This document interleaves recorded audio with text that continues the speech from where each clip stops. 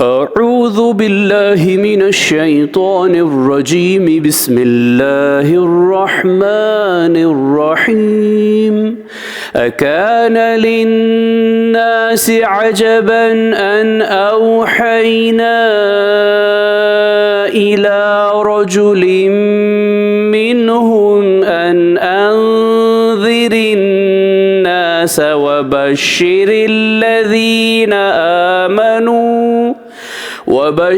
الذين آمنوا أن لهم قدم صدق عند ربهم قال الكافرون إن هذا لساحر मुबीन।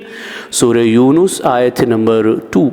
क्या लोगों को इस बात पर ताज्जुब हुआ कि हमने इन्हीं में से एक शख्स के पास वही भेजी कि लोगों को बदअमली के नतीजे से ख़बरदार करे और ईमान वालों को खुशखबरी सुनाए कि इनके परवरदिगार के यहाँ इनका अच्छा मर्तबा है। लेकिन ऐसे शख्स की निस्बत काफिर कहते हैं कि ये तो खुला जादूगर है।